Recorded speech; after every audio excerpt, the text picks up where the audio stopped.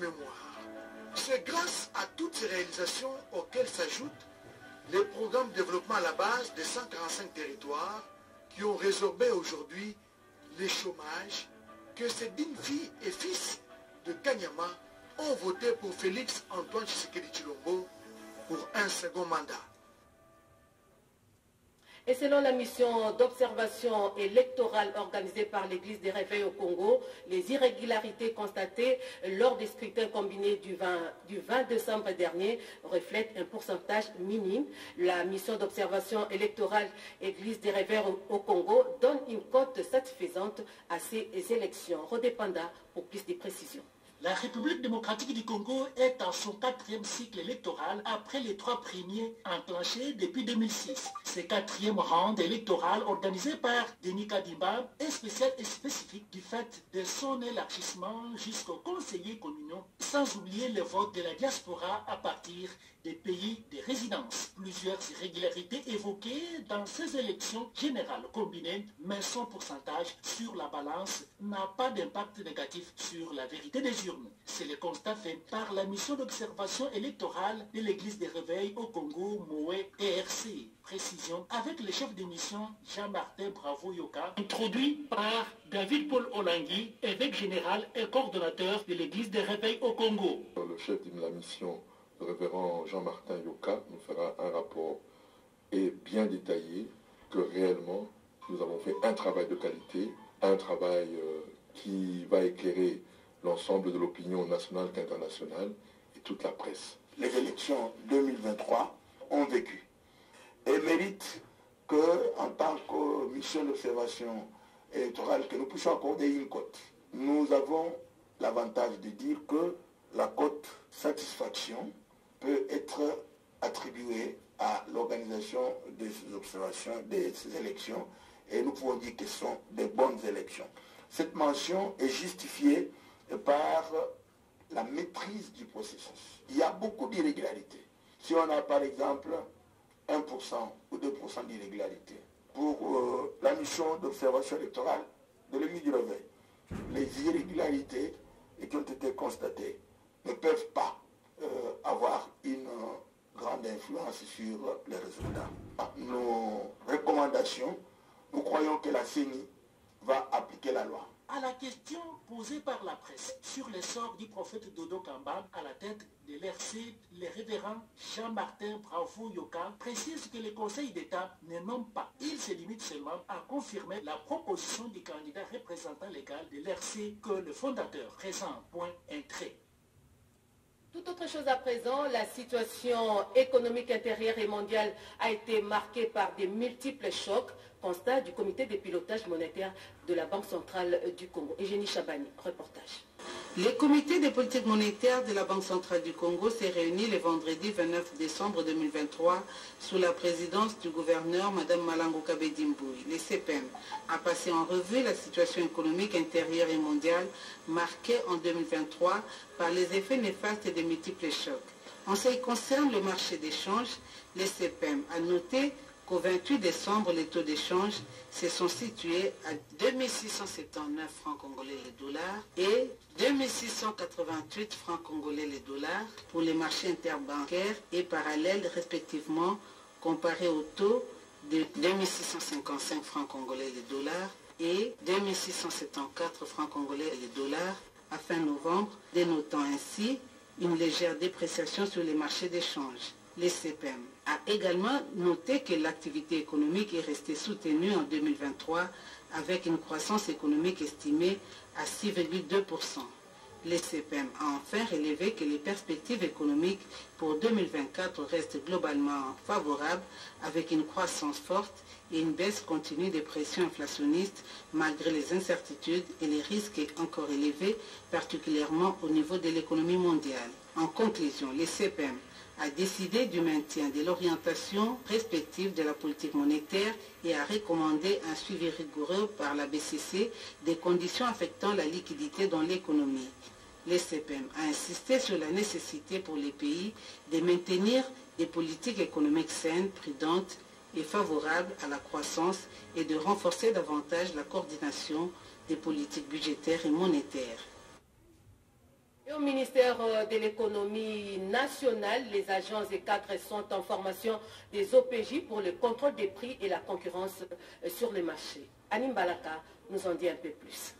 Cette formation de 12 jours, animée par des experts de haut niveau issus du monde judiciaire, universitaire et professionnel, vise à renforcer les capacités du personnel de la Commission nationale de la concurrence en matière de droit pénal général, de procédures pénales, de la rédaction des procès-verbaux, d'éthique et de déontologie des OPJ et des droits de la concurrence. Pour John Saya, cadre à la CONAC et participant à cette formation, cette structure de l'économie nationale a intérêt de prévenir et de sanctionner les pratiques anticoncurrentielles, de contrôler les concentrations économiques et de donner des avis et recommandations sur les questions relatives à la concurrence, surtout de sensibiliser les acteurs économiques et le public sur l'importance d'une concurrence saine. Puisque la CONAC est censée faire des enquêtes, descendre sur terrain, et quelqu'un ne peut pas descendre sur terrain lorsqu'il n'a pas de qualité. Et la qualité conférée par la loi congolaise, c'est l'officier de police judiciaire. Donc cette formation que nous avons aujourd'hui se base essentiellement pour que nous acquérions les compétences d'officier de police judiciaire. Et ceci s'articule principalement sur le droit pénal général. Le coordonnateur de la CONAC a remercié le vice-premier ministre, ministre de l'économie nationale, Vital Kamerhe, pour l'initiative. Fredin Simbanuzolo a précisé que cette formation qui se déroule au sein de la FEC va à tout prix atteindre ses objectifs. Elle a débuté le 29 décembre 2023 et prendra fin le 10 janvier 2024. On va se rendre en province plus précisément dans les Kouilou. La population d'Idiofa vient d'être sensibilisée sur les projets de développement des 145 territoires par le fils du terroir, Hugues Pouloussi Eka. C'est en fait pour lutter contre la pauvreté dans ces coins du pays. Encore une fois, Anim Balaka. Situé à plus de 600 km de Kinshasa, Idiofa est confronté à plusieurs difficultés parmi lesquelles nous citons les problèmes de manque d'eau potable, de l'électricité et l'état de la route qui mène vers ce territoire, une situation qui freine le développement de ces coins de la République démocratique du Congo. Conscient de cette situation, Hugues Pouloussi Eka, président de la fondation qui porte son nom, a effectué une descente sur la terre de ses ancêtres pour sensibiliser ses frères et sœurs sur les projets de développement de 145 territoires et de la lutte contre la pauvreté. Une recommandation du président Félix Antoine Tshisekedi Tshilombo, appuyée par le vice-premier ministre de l'économie nationale Vital Kamerhe, a-t-il précisé.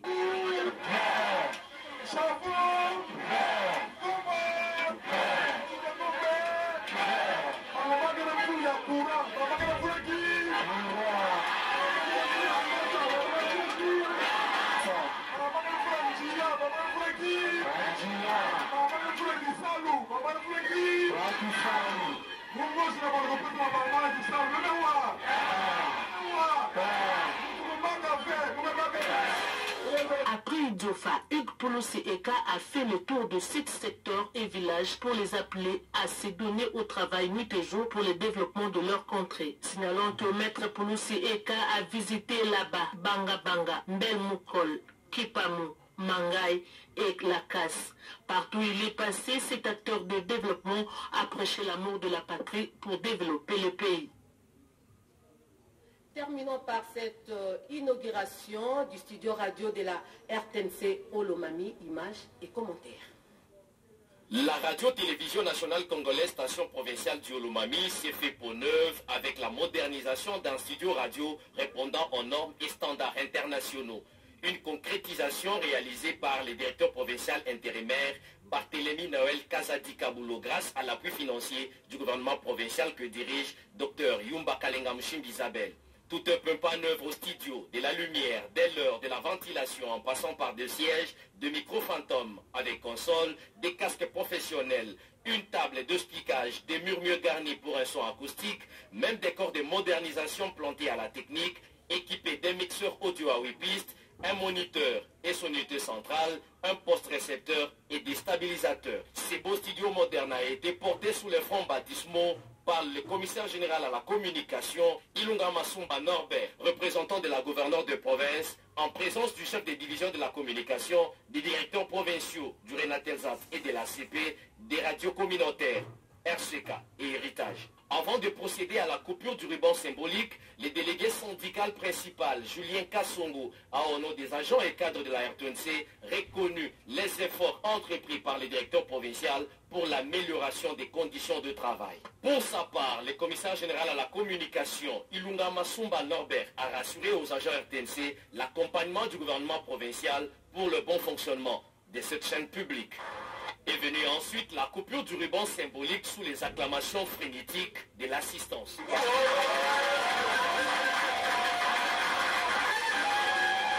Sous la conduite du directeur provincial ad intérim, le commissaire général à la communication et toute l'assistance ont visité le nouveau studio, occasion faisant les larrons. La première émission a été produite par la journaliste Sifa Monga.